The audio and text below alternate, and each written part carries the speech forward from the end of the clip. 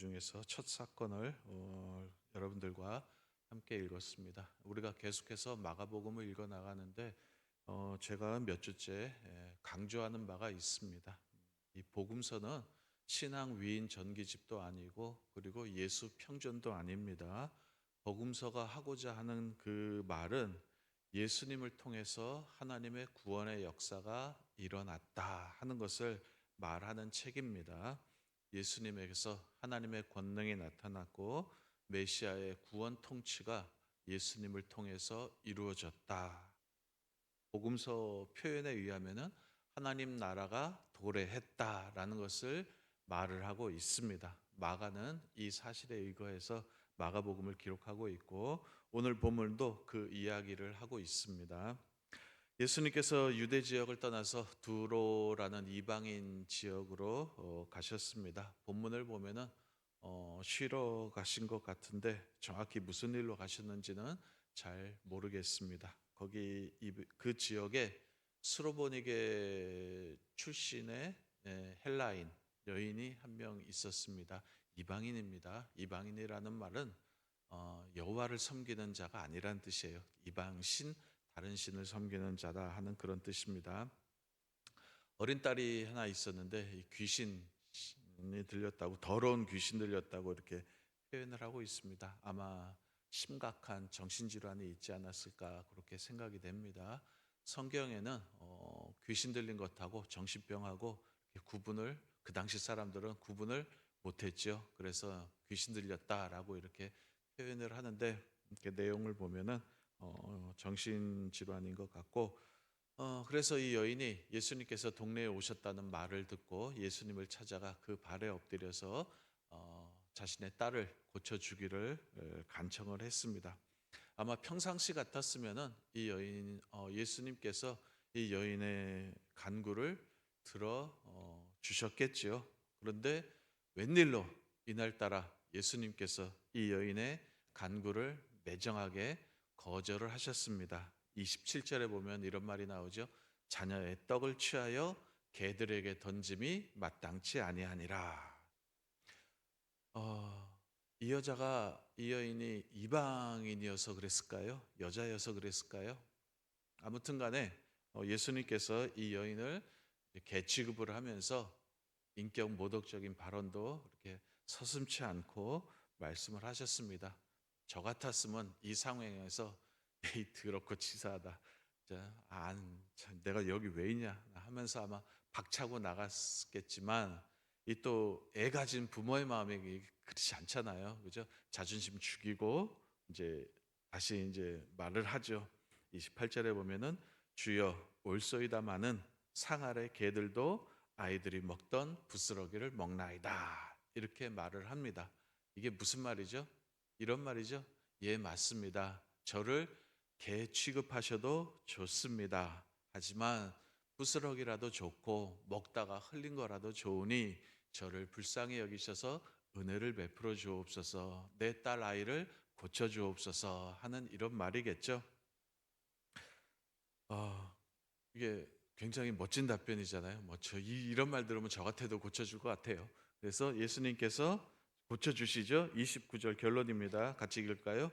예수께서 이르시되 이 말을 하였으니 돌아가라.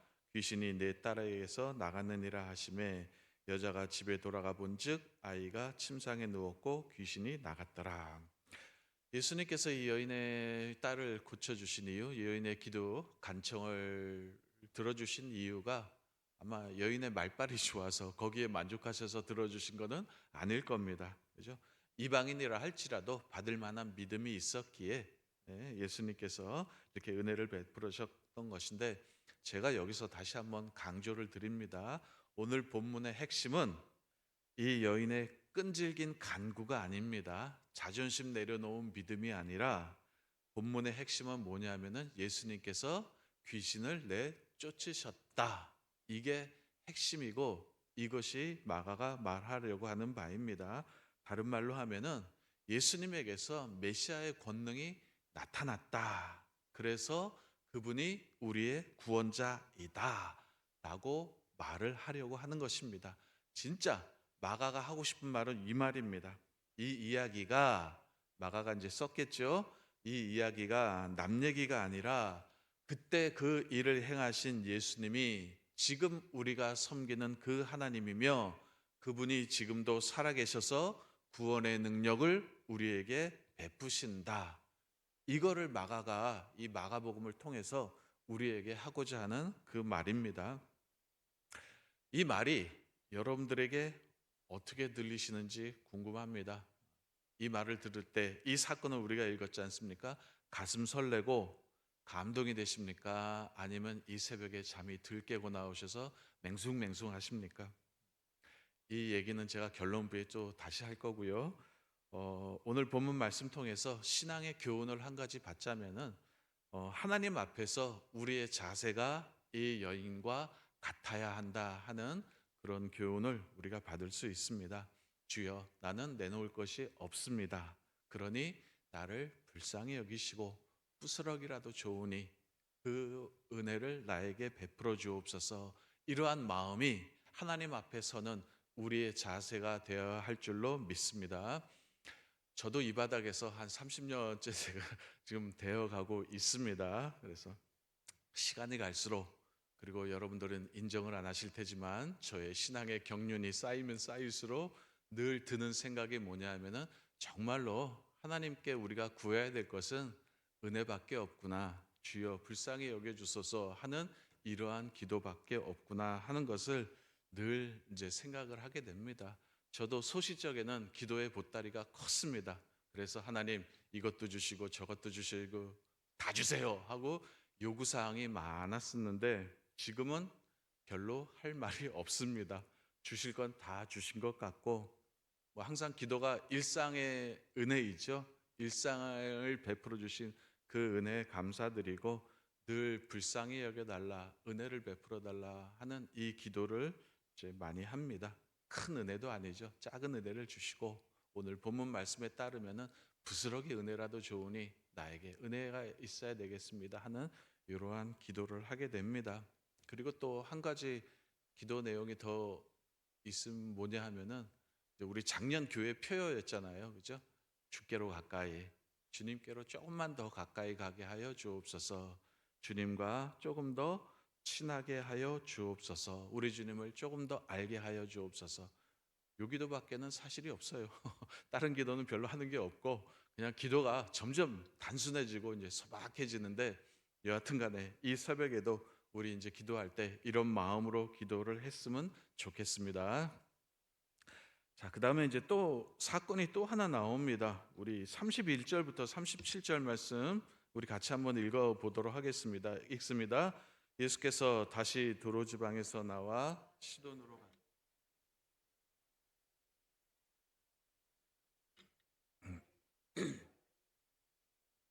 예수께 나와 안수하여 주시기를 간구하거늘 예수께서 그 사람을 따로 데리고 무리를 떠나사 그의 혀에 손을 대시며 하늘을 우러러 탄식하시며 그에게 이르시되 에바다 하시니 이는 열리라는 뜻이라. 그의 귀가 열리고 혀가 맺힌 것이 풀려 말이 분명하여졌더라. 예수께서 그들에게 경고하사 아무에게도 이르지 말라 하시되 경고하실수록 그들이 더욱 널리 전파하니 사람들이 심히 놀라 이르되 그가 모든 것을 잘하였도다. 못 듣는 사람도 듣게 하고 말 못하는 사람도 말하게 한다 하니라. 예, 두 번째 사건입니다. 귀 먹고 말 더듬는 사람을 예수님께서 고쳐주셨다 하는 그런 얘기인데, 오늘날로 얘기하면 청각장애와 언어장애, 이게 복합장애를, 중복장애를 겪고 있는 그런 사람이죠. 예수님께서 앞전에 이방인 지역인 두로를 나오셔가지고 다시 주 사역지인 갈릴리 호숫가로 이제 돌아가셨습니다. 그때 사람들이 한 사람을 데리고 나왔습니다. 말 못하는 사람, 말이 어눌하고 귀가 막힌 사람을 데리고 나왔는데, 예수님께서 이 사람을 따로 데리고 가죠. 따로 이제 조용한 곳에 데려가셔서 고치는 방법이 참 특이합니다. 손가락을 양 귀에 넣습니다. 손가락을 양 귀에 넣고 침을 뱉어가지고 그 혀에 손을 이렇게 댑니다. 저도 뭐 성경에 묘사된 대로 이게 어떤 포즈일까 하고 한번 해봤는데 잘 모르겠어요. 이렇게 양손을 두 손가락에 넣고 침 탁 뱉어가지고 혓바닥 내봐 해가지고 이렇게 붙인 건지 뭐 잘 모르겠는데, 이 예수님께서 침을 발랐다는 표현이 이렇게 나오는데 이 본문뿐만 아니라 다른 본문에도 이렇게 나옵니다. 이 당시 사람들은 이 침에 어떤 치료적인 효능이 있다고 생각을 했습니다. 저희 어릴 때도 그러지 않았나요? 저희 어릴 때도 뭐 이렇게 상처 나면 다 침 바르고 그랬던 것 같은데, 모기 물려도 이렇게 침 바르고, 그리고 이제 넘어져도 까져도 침 바르고, 심지어는 배가 아파도 배꼽 주변에 이렇게 침을 발랐던 그런 기억이 나는데, 웬만한 가벼운 상처는 후시는 대신에 다 침으로 해결했던 그런 기억이 나는데, 그런 상황입니다. 그 당시에도 사람들이 그렇게 치료를 이제 했었던 것 같습니다. 근데 예수님께서 뭐 침에 효력이 있어가지고 침 발라서 하는 건 아니고, 이건 하나의 일종의 퍼포먼스고, 뒤에 보시면 이런 말이 나오죠. 하늘을 우러러 탄식하셨다라는 말이 나오는데, 기도했다는 그런 뜻입니다. 하늘을 우러러 기도하셨다는 그런 뜻이고, 그리고 에바다, 열려라 라는 그런 뜻입니다. 열려다 라고 말씀을 하셨더니 그의 귀가 열리고 혀에 맺힌 것이 곧 풀려서 말을 할 수 있게 되었다. 분명하여졌다 라고 이렇게 말을 합니다. 자, 이 본문의 결론은 37절에 나와 있습니다. 같이 한번 읽어볼까요? 사람들이 심히 놀라 이르되 그가 모든 것을 잘하였도다. 못 듣는 사람도 듣게 하고 말 못하는 사람도 말하게 한다 하니라. 예, 사람들이 심히 놀랐다라는 이런 표현을 쓰고 있는데, 사실은 이 본문의 핵심 구절은 바로 이 구절입니다. 마가가 예수님을 보여주고 싶은데 어떻게 보여주냐면은 사람들의 반응을 통해서 예수님이 어떠한 일을 하셨다, 어떤 분이다라는 것을 보여주시는 겁니다. 사실 이 말씀, 이 사람들이 한 말 우리가 그냥 읽을 수 있는데, 이 사실은 이 말은 이사야 35장 5절 6절 말씀을 생각나게 하는 그런 표현입니다. 제가 읽어드리겠습니다. 그때, 이사야 35장 5절입니다. 그때 맹인의 눈이 밝을 것이며 못 듣는 사람의 귀가 열릴 것이며 그때 저는 자는 사슴과 같이 뛸 것이며 말 못하는 자의 혀는 노래하리니 이는 광야에서 물이 솟겠고 사막에서 시내가 흐를 것임이라. 메시아가 도래하면, 메시아가 오시면 일어날 일을 이사야 선지자가 500년 전에 예언했던 것인데, 그 일이 누구에게 일어났다는 거예요?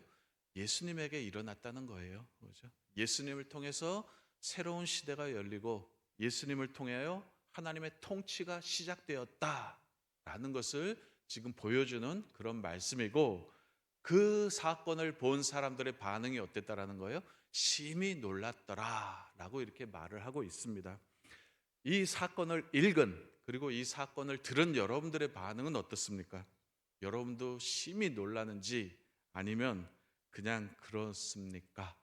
이 말을 오늘 이 새벽에 묻고 싶은 겁니다. 제가 좀 아까 앞서도 예수 사건을 표현한 이런 말씀에 가슴이 설레야 된다고 이렇게 말씀을 드렸지 않습니까? 여러분들에게 뭐 감동을 기대한 것은 아닙니다. 하나님께서 다스리신다, 하나님이 통치하신다, 예수님으로 말미암아 새로운 시대가 도래했다, 이런 말들을 들었을 때 사실은 우리의 심장이 콩쾅콩쾅 뛰어야 됩니다. 이게 사실은 정상적인 반응입니다. 그런데 사실 아무런 감흥이 없잖아요. 제가 딱 봐도 아무도 감흥이 없는데, 뭐 이유는 두 가지입니다. 첫 번째는 제가 설교를 개떡같이 해서 그렇고, 두 번째는 저와 여러분들이 아직 신앙의 중심에 들어오지 못했기 때문에 그렇습니다. 신앙의 곁다리만 짚고 있기 때문에 정작 반응이 나와야 될 때는 반응이 안 나오고 제대로 된 반응을 못 보이고 있는 게 사실 우리의 신앙의 현실입니다. 이런 거예요. 제가 예를 들어드리자면은 이런 겁니다. 이제 많은 교회에서 이제 성지순례 이제 가지 않습니까? 성도들끼리 이렇게 모여가지고 이제 성지순례를 하는데, 예수님과 초대교회 성도들이 활동했던 그 이스라엘과 이렇게, 그리고 지중해 연안 도시들을 이렇게 방문을 합니다. 처음에 갈 때는 굉장히 기대감이 있고 설레는 마음이 있습니다. 예수님이 활동했던 것, 초대 교회가 시작됐던 것 얼마나 멋질까 하고 막 기대감과 설레는 마음, 부푼 마음으로 가는데 막상 딱 가보면 실망하는 분들이 많습니다. 에이 이게 뭐야? 뭐 돌멩이만 잔뜩 있네. 그 폐허거든요. 가 보면은 다 무슨 에베소 교회 뭐 고린도 교회 가 보면은 다 이거 폐허입니다. 폐허. 그리고 뭐 갈릴리 호수 가면은 뭐 별 볼 일 없다고 합니다. 가면은 그냥 휑한 벌판과 돌멩이들과 이런 것들만 잔뜩 있어서 실망을 한다고 합니다. 왜 실망을 하죠?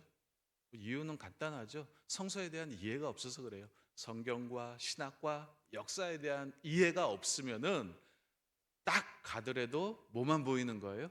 그냥 짱돌만 보이는 거예요. 와, 뭐 돌멩이만 잔뜩 있고 내가 이러려고 왔나 하는 그런 마음이 든다고 합니다. 하지만 아는 사람은요 다르겠죠, 그죠? 아, 여기가 예수님이 거니셨던 곳이구나. 여기가 예수님이 기도하셨던 곳이구나. 여기가 사도 바울이 활동하며 설교했던 그런 곳이구나 하면서 역사의 숨결을 느끼고 하나님의 사람의 흔적을 느끼면서 감흥이 있습니다. 그죠? 아, 예수님이 2000년 전에 여기 서셨겠지. 그 자리에 나도 있구나. 사도 바울이 지나갔던 그 길을 나도 지나는구나 하면서 그런 감격과 감동이 있습니다. 누구에게요? 아는 사람에게 있는 거예요. 모르는 사람은 짠돌이에요. 다 휑한 벌판이에요. 하지만 아는 사람은 이게 느껴지는 거죠. 그죠? 마찬가지죠. 하나님이 통치하신다. 하나님이 다스리신다. 하나님의 나라가 시작되었다. 이런 말들에 감흥이 없다는 것은 우리가 아직 그 세계로, 하나님의 세계로, 주의 통치의 세계로 들어가지 못했다라는 거죠. 만약에 들어갔다고 한다면 복음서의 이러한 사건들, 서신서의 한 구절 한 구절이 한 구절 한 구절에 우리의 아마 심장이 뛰었을 것입니다. 저와 여러분도 그런 경지에 오르기를 주님의 이름으로 기원합니다. 하나님께서는 지금도 신비한 방식으로 온 우주와 인류의 역사와 그리고 여러분들의 삶을 통치하고 계십니다. 현재도 여러분들의 인생에 개입하시고 간섭하셔서 여러분들의 삶을 이끌어 가시는 줄로 믿습니다. 근데 이게 느껴지셔야 되는 거예요. 내 삶의 순간순간과 구석구석에서 간섭하시는 이 하나님의 손길이, 하나님의 간섭이 느껴지셔야 되는 거죠. 단순히 교리적으로만 알고 있는 것이 아니라 하나님의 통치의 실질이 우리의 삶에서 느껴져야 됩니다. 근데 사실 이게 애매한 게 뭐냐면은 이게 보이는 사람에게는 보이고 안 보이는 사람에게는 안 보인다는 거예요. 그래서 필요한 것이 뭐라는 거예요? 은혜라는 거예요. 알면 가슴이 뛰고 설레는데 모르면 맹숭맹숭하는 거예요. 그래서 우리가 어떻게 기도해야 되냐면은 주님 부스럭이라도 좋으니 나를 불쌍히 여기사 은혜를 베풀어 주옵소서. 이와 같은 기도가 우리에게 늘 필요한 줄로 믿습니다. 자, 여기까지 하겠습니다. 자, 말씀 생각하면서 기도하시고 또 오늘 하루도 주의 은혜로 가득 채울 수 있도록 하나님 부스락이라도 좋으니 은혜를 베풀어 주옵소서. 우리를 불쌍히 여겨 주옵소서. 말씀 생각하면서 기도하시고 또 여러분들의 개인적인 기도 제목 교회를 위해서 목사님 위해서 기도하시고 자 이렇게 돌아가시 바랍니다.